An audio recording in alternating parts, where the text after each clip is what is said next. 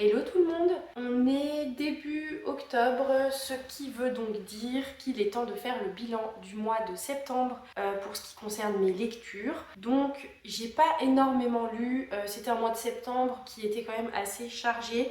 Notre petit garçon faisait sa première rentrée des classes, donc bah voilà, forcément nous ça nous a bien occupés. On a également beaucoup de travaux qui sont en cours dans la maison et à l'extérieur, mais j'ai quand même réussi à lire 5 livres, donc que des romans.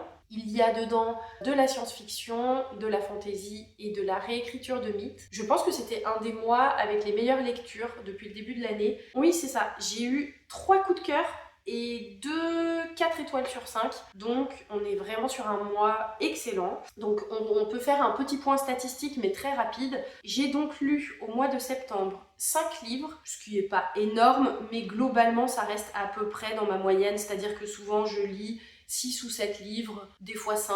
Bon, bah là, c'est un mois à 5 livres. Donc, j'ai lu en livres de science-fiction, j'en ai lu 2 livres de science-fiction. J'ai lu 2 livres de fantasy et un livre réécriture de mythes. Sachant que dans les livres de fantasy, il y avait en sous-genre une fantaisie orientale. Au niveau des auteurs-autrices, j'ai une majorité de femmes sur ce mois-ci, avec 4 femmes et un homme. Par exemple, le mois d'avant, j'avais quasiment que des hommes. Donc ça dépend vraiment, j'ai pas forcément de... Enfin, je cherche pas à lire que des femmes ou que des hommes. Enfin voilà, peu importe l'auteur, le genre de l'auteur ou de l'autrice, ça je m'en fiche un peu, moi c'est le livre qui compte pour moi. Là-dedans, j'ai 3 tomes qui sont des débuts de saga ou des suites de saga. Disons qu'il y en a un, c'est un tome compagnon, donc je sais pas vraiment si je le range dans la catégorie suite de saga ou pas. Les tomes compagnons, c'est un peu le cul entre deux chaises parce que ça fait partie de l'univers, sans que ça soit pour autant une suite vraiment réelle. J'ai entamé 2 séries, 2 sagas, et j'en ai continué une. Alors au niveau de la science-fiction, j'ai un Planet Opera et un Space Opera, donc c'est 2 choses différentes. Le Planet Opera, ça va se passer sur une planète. Un Space Opera, à l'inverse, va vraiment brasser un certain nombre de planètes, il va y avoir un temps du récit dédié au voyage spatial. Donc j'ai eu les deux. Et au niveau de la fantasy, j'ai donc eu une fantasy enfant magie, académie de magie. J'ai eu ensuite réécriture de mythes et fantasy orientale. Et au niveau surtout des notes données à ces lectures, c'est que des excellentes notes. Donc moi en général je note sur 4 étoiles et après si ça dépasse le 4 étoiles c'est un coup de cœur. Donc j'ai 2 livres qui sont à 4 étoiles et 3 livres coup de cœur. J'aime bien quand j'ai des mois comme ça où tout me plaît vachement, c'est hyper cool. Donc voilà pour les statistiques. On va maintenant passer dans le détail des livres. J'ai commencé mon mois de septembre avec la suite de la saga des voyageurs de Becky Chambers. Hop. Attendez, je vais prendre carrément toute la pile. Voilà, donc la saga des voyageurs de Becky Chambers, donc là j'étais sur le tome numéro 2 qui s'appelle Liberation, je sais pas exactement comment le dire à la française ou à l'anglaise, mais du coup ce livre-là était absolument excellent. Je l'ai chez La Talente dans la version hardcover et elles sont hyper agréables. Oh, j'ai tout sali! Hyper agréable à lire, c'est pas trop épais, du coup ça se lit bien. Le papier est très agréable parce qu'il est... vous voyez un petit peu ce papier un peu ivoire, je trouve ça très joli, c'est toujours aussi doudou à lire. On est sur une suite qui n'en est pas réellement une, c'est-à-dire que les tomes de la saga des voyageurs peuvent être lus séparément.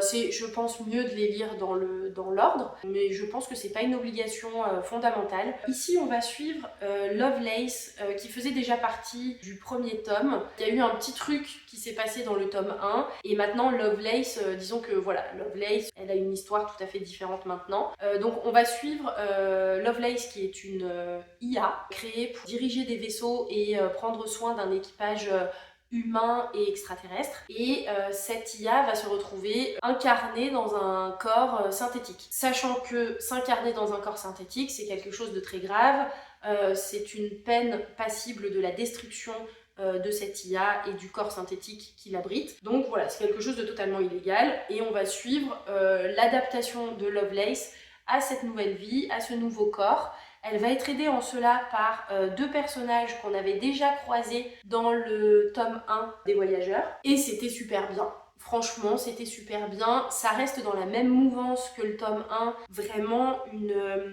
une saga ultra chill avec un petit background SF, mais sans que ça soit trop présent. Il n'y a pas de termes technologiques hyper ardus. C'est vraiment pour donner l'ambiance et le contexte autour de l'histoire et des personnages. Et c'était vraiment super chouette. On est encore une fois sur une histoire où on va se plonger dans les relations interespèces, l'acceptation de soi-même. On en apprend plus sur les deux personnages aussi qui faisaient partie du tome 1 et j'ai trouvé ça très très cool d'en savoir plus sur eux. Il n'y a pas une intrigue de fou furieux, pour autant il y a vraiment un fil rouge, on a envie de savoir ce qui va se passer, on a envie de savoir de quelle manière cette IA va réussir à s'intégrer à sa nouvelle vie, grâce à qui elle va le faire.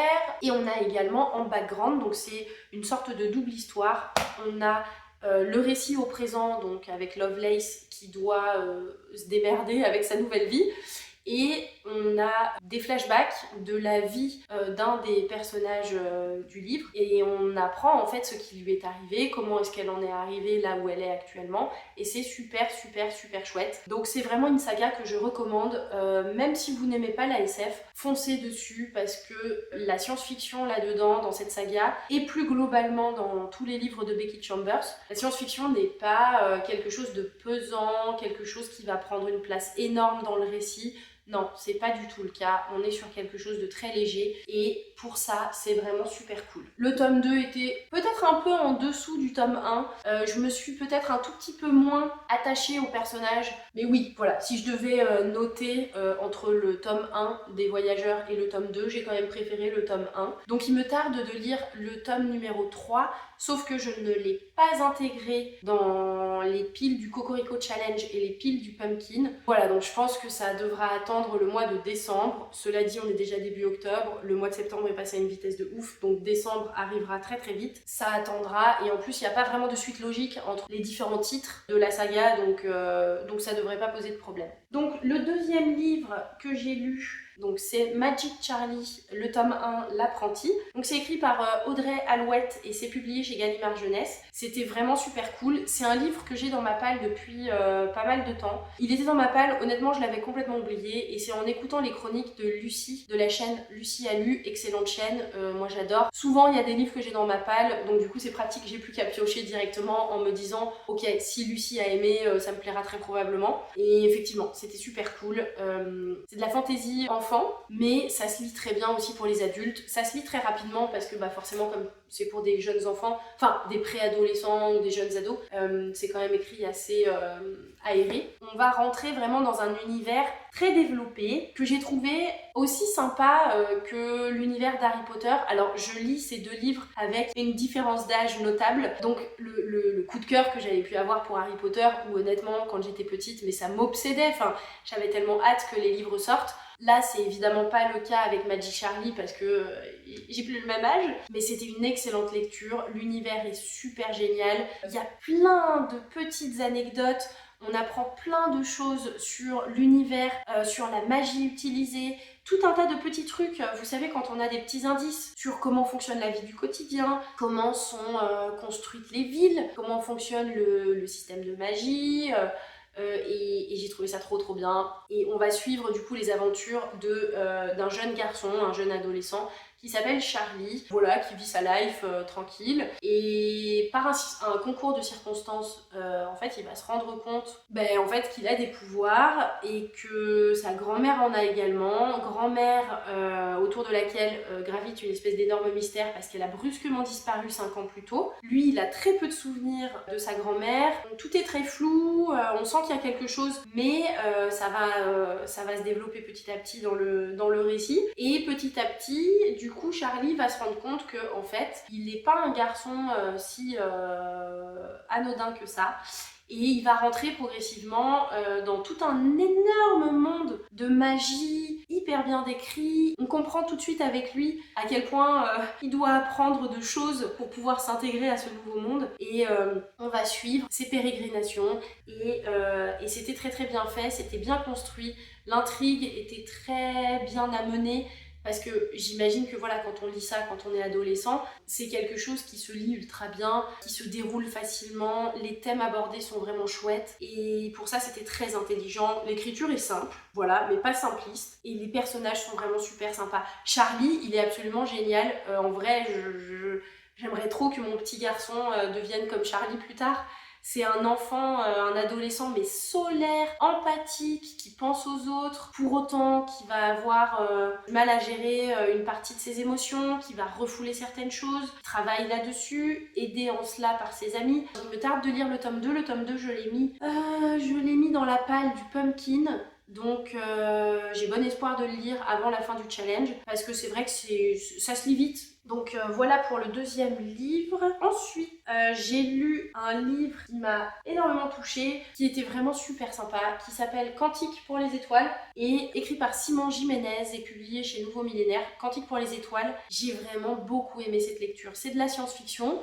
Alors, c'est pas de la hard SF, c'est un space opéra très intéressant qui va travailler les notions de temps qui passe et de lien d'amour filial à travers le temps et l'espace justement. Et c'est très très intéressant parce que du coup le récit est construit d'une manière assez intelligente, j'ai trouvé, pour nous faire prendre conscience de cette dimension temporelle. L'auteur va vraiment recourir à des modes de narration que j'ai trouvé très intelligents. Donc en gros, je vous fais le petit pitch rapide.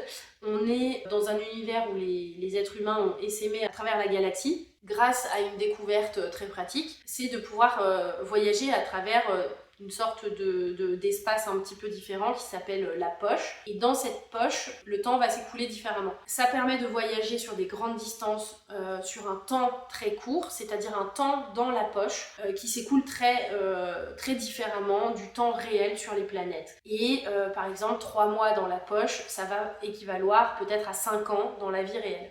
Donc cette poche permet de faire des liaisons facilement entre planètes, entre cités spatiales, et on est dans un univers où il y a des grandes multinationales qui possèdent un certain nombre de planètes et un certain nombre de cités spatiales. D'autres planètes sont totalement indépendantes, mais subissent quand même les assauts de ces multinationales gigantissimes. Donc là-dessus, il y a aussi une critique de l'ultra-capitalisme, et c'est très intéressant aussi, mais c'est en sous-texte. Et du coup, on va suivre en fait les aventures d'une capitaine de cargo qui s'appelle Nia Imani. Et cette capitaine de cargo fait la liaison en fait entre une des cités spatiales qui s'appelle qui s'appelle Pélican, et qui appartient à Mumbai, et une planète sur laquelle est cultivé je sais plus quel truc qui permet de faire des super bons petits gâteaux. Et donc elle fait la navette entre cette planète Mumbai 5 et la station Pélican. Elle va se retrouver en charge d'un petit garçon qui s'est craché sur la planète, un petit garçon assez étrange qu'elle va devoir rapatrier sur la station Pélican, sauf que bien évidemment des liens vont se tisser pendant le voyage dans la poche, et à partir de là les problèmes vont commencer, parce que ce petit garçon est très spécial, il y en a peu comme lui. De ses pouvoirs, de ses particularités pourrait découler une révolution majeure de la façon de voyager dans l'espace. Donc ça, c'est un petit peu la trame de base, et disons que cette histoire globale, elle est vraiment vue à travers le prisme du temps et de ce que ça peut impliquer pour un être humain de voir tous ses proches mourir alors que lui, il a peut-être que 5 ans de vie supplémentaire. Comment est-ce qu'on peut s'attacher aux autres dans ces cas-là? Comment est-ce qu'on peut se reconstituer des fois une famille? J'ai trouvé ça très beau. Il y a vraiment cette notion de vague à l'âme. C'est un livre qui m'a brassée sur la fin. Honnêtement, j'ai pleuré. Il y a vraiment la fin, elle est assez hard. Ce qui se passe pour certains personnages, c'est quand même chaud. Et j'ai trouvé ça magnifiquement bien écrit. Pas du tout difficile à lire. Mais pour autant, le côté science-fiction est vraiment très présent. C'est ça aussi qui est vraiment chouette. On visite des tas de planètes. Pour autant, on va pas passer 1000 ans à décrire les planètes. C'est ça qui est bien, c'est que du coup, on apprend plein de choses sur cette galaxie, sur sa manière de fonctionner. Mais tout ça de façon très rapide, voilà, on va pas passer 10 pages à décrire une planète, non, ça va quand même assez droit au but. Et voilà, c'était une très bonne lecture. Il faisait partie du Pumpkin, donc je suis contente. Voilà, c'est un des livres du Pumpkin qui part déjà, donc ça c'est pas mal. J'ai ensuite lu un livre dont Lucie, de la chaîne Lucie a lu, a fait la propagande de façon acharnée, on va dire, et elle avait bien raison. C'est L'excellent Palace de Marine Carteron, publié chez Le Rouergue. Quoi vous dire d'autre à part que c'était vraiment super bien. C'est extrêmement bien écrit, vraiment l'écriture de Marine Carteron est absolument magnifique. Elle est très poétique, pourtant elle est aussi très simple. Les phrases ne s'embarrassent pas de fioritures, ça va pas tortiller dans tous les sens. Non, c'est droit au but, c'est comme une flèche. Chaque phrase va apporter quelque chose au récit. L'intrigue avance vite, mais bien. C'est-à-dire que les choses ne sont pas rushées. En fait, ça m'a fait penser à l'écriture de Pascal Quivigé. C'est ce même genre d'écriture où on va pas passer 10 ans à décrire un truc, à faire traîner une intrigue en longueur. Non, on avance les gars, on avance, on le fait de façon ultra intelligente, les phrases sont bien tournées, les mots sont bien choisis, c'est très poétique dans sa simplicité. C'est une langue épurée en fait, c'est une plume épurée et ça m'a beaucoup plu. Et que c'est un livre à la base qui est écrit quand même pour, je crois que c'est du young adulte. Donc ça fait plaisir de voir un livre où effectivement, comme le disait Lucie, même si c'est à destination des jeunes, on est quand même sur un livre qui les prend pas pour des idiots, qui aborde des thèmes qui sont quand même assez délicat et qui le fait avec une plume esthétique. Et ça c'est bien parce que trop souvent je trouve quand même que les livres sont un petit peu basico-basiques et ça fait du bien d'avoir un livre qui est bien écrit, intelligent. Il y a quand même énormément de personnages là-dedans parce que bon vous savez, hein, réécriture de mythes, donc là on est sur les mythes grecs, on parle des prémices de ce qui a amené en fait à la guerre de Troie et de la volonté de vengeance d'Athéna suite à la punition que Zeus a infligée à sa sœur de lait Pallas. Et donc en fait on va essayer de voir comment Athéna va se démerder pour essayer de sauver sa sœur de lait. Donc c'est le bordel, les mythes grecs c'est quand même un sacré merdier, il y en a de partout, il y a des personnages dans tous les sens, entre les histoires des uns et des autres, parce que les gars ça fait des millénaires qu'ils se tirent dans les pattes, faut s'accrocher. Mais en fait dans ce livre ça coule comme de l'eau, c'est hyper fluide, on n'est pas perdu, tout se comprend, il n'y a pas besoin d'avoir de notion de mythologie grecque. Ce qui est bien c'est que contrairement à une lecture plus classique des mythes où c'est plus difficile de personnifier vraiment les divinités, là je trouve que c'est très bien fait parce que on les voit vraiment sous nos yeux, on les imagine très facilement. Marine Carteron a vraiment développé leur côté humain, je vais dire. En gros on va retrouver tout ce panel d'émotions humaines, on va les retrouver chez les divinités et en fait on va se rendre compte que bon, globalement, on va pas se mentir, c'est un petit peu des grands enfants. Il y en a un qui prend le jouet de l'autre, et du coup ça part en guéguerre. Enfin bref, c'est quand même vraiment des gros idiots, mais c'est écrit de très belle manière. Au milieu de toutes ces guéguerres de divinités, malheureusement il y a les êtres humains qui sont au milieu. On voit aussi qu'ils sont quantité négligeable aux yeux des divinités. Pas pour toutes les divinités, mais aux yeux de beaucoup de divinités. Ça parle quand même de viol, mais de façon très édulcorée. Enfin, je veux dire, il y a pas, c'est pas cru, il n'y a pas de scène choquante ou quoi que ce soit, mais pour autant, il y a des choses qui sont mentionnées. La place des femmes et dans la société divine et dans la société humaine est quand même très fortement dénoncée, mais de façon très intelligente. Et du coup, c'est super parce que pour des jeunes adultes, c'est une manière qui est très correcte, je trouve, d'aborder des thèmes qui sont pas faciles. C'est pas facile parce qu'en plus, honnêtement, les mythes grecs, ils sont quand même assez violents, hein. C'est pas le monde des bisounours et elle l'a très bien amené pour un public jeune. Ça se lit très vite. On va alterner les points de vue entre humaine, divinité. Ça me donne très envie de lire la suite. Donc j'avais mis le tome 1 dans la palle du Cocorico Challenge. Forcément, je suis tout de suite allée acheter le tome 2 et 3.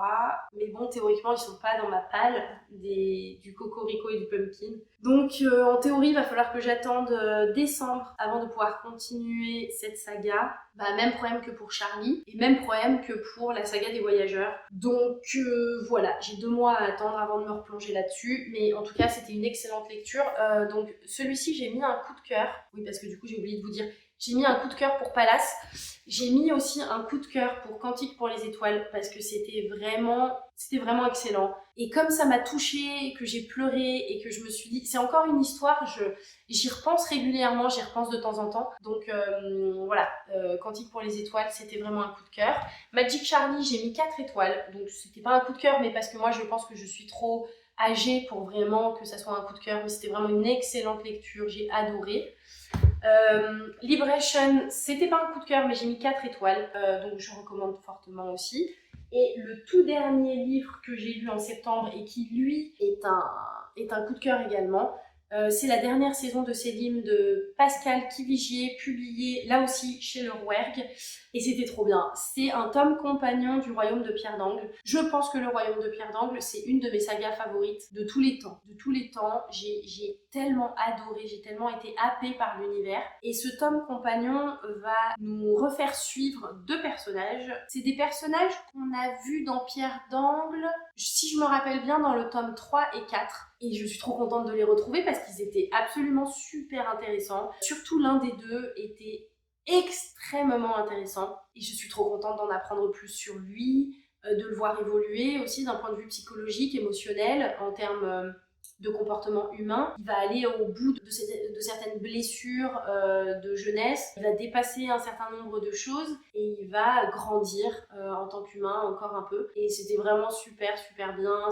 C'était du grand Pascal Kivigier encore une fois. Alors je le mets pas aussi haut que Pierre d'Angle parce que Pierre d'Angle c'était ma première rencontre avec l'écriture de Pascal Kivigier. Et du coup forcément quand on rencontre pour la première fois une autrice ou un auteur qui nous touche particulièrement, qui nous fait vibrer, je pense que le tout premier livre qu'on lit, il a une saveur particulière. Donc la dernière saison de Selim ne m'a pas autant fait vibrer que le Royaume de Pierre d'Angle, mais c'était absolument excellent. On retrouve toute l'ironie de Pascal Kivigier, on retrouve sa plume très incisive, rapide, c'est-à-dire que l'intrigue, c'est un peu comme pour Palace, l'intrigue elle va pas traîner, elle va pas tortiller, tout ça à chaque fois de manière ultra bien construite. L'intrigue elle est super intéressante, elle est très bien menée, il y a des retournements de situation qui sont vraiment très chouettes, auxquels je m'attendais pas forcément. Tout l'univers de ce royaume oriental est très bien développé, les personnages sont super attachants, ils sont très bien décrits, on les voit vraiment apparaître devant nos yeux, comme pour Palace, et du coup c'est forcément des livres qui nous happent. L'ironie était encore une fois super bien maîtrisée. J'ai souri mais tellement de fois en lisant ce livre. Elle a vraiment un humour que je trouve super cool. Donc c'était vraiment une belle façon de finir le mois de septembre parce que du coup j'étais très contente de retrouver les 2 personnages qui faisaient partie du Royaume de Pierre d'Angle et de découvrir aussi les autres personnages parce que du coup en fait les 2 personnages de Pierre d'Angle, Mercenaire et Esmé, vont intégrer le récit un petit peu. Ouais, je pense au bout de quand même déjà presque 200 pages à peu près, je pense. Et en fait, ils vont être introduits via un autre personnage qui ensuite va prendre beaucoup moins de place. Ce jeune orphelin va faire un certain nombre de rencontres qui vont l'amener à mettre au jour les premiers signes de la réalisation d'une prophétie qui traîne sur le royaume depuis 10 générations. Et cette prophétie va amener les dirigeants du royaume à faire appel à de l'aide extérieure. Et c'est à partir de cette aide extérieure qu'on va commencer à vraiment mettre le nez dans le fonctionnement du royaume de Selim et de tous les personnages qui gravitent autour. C'était très brillamment mené. Moi j'ai trouvé ça très bien construit, honnêtement. L'intrigue était top, ça avance vite et le dénouement était vraiment très chouette. Il y a tout un truc aussi qui est très sympa, je trouve, dans ce livre-là. Elle travaille vachement sur la signification des prénoms. Et ça, j'ai trouvé ça super cool parce que du coup, il y a un certain nombre de choses qu'on apprend au cours du récit et qui ne vont prendre sens vraiment qu'à la fin, par exemple. Et du coup, il y avait plein de petites choses intelligentes comme ça.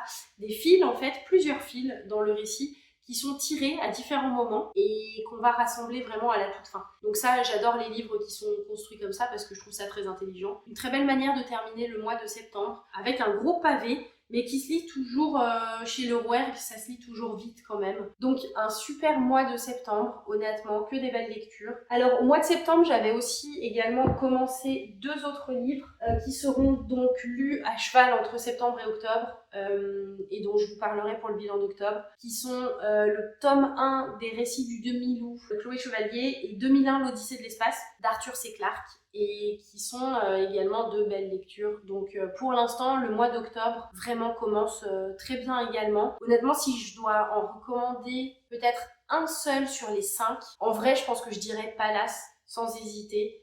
La dernière saison de Selim, je recommanderais plutôt de lire Le Royaume de Pierre d'Angle, qui est absolument génial. Du coup, plutôt Pallas. Donc, il me tarde de continuer ces sagas, puisque j'ai attaqué 2 sagas et continué une. Donc, j'ai du pain sur la planche, mais je pense que ça attendra le mois de décembre. Donc, je vous dis à bientôt pour une prochaine vidéo, qui sera sûrement une vidéo sur les sorties littéraires du mois d'octobre, parce que j'en ai repéré plusieurs qui me faisaient de l'œil, que dans l'idéal, il faudrait que je n'achète pas. Le mois de septembre, vous avez vu la vidéo sur les rentrées littéraires, j'ai quand même beaucoup craqué. Donc dans l'idéal, le mois d'octobre, je voudrais essayer de limiter mes achats. Je sais quand même que je vais en acheter un. Il y en a un dont je vous parlerai, que je veux impérativement acheter parce que c'est une autrice que j'adore. En tout cas, on se retrouve très bientôt. Je vous souhaite une bonne journée, bonne soirée, bon week-end, bonne semaine et à bientôt.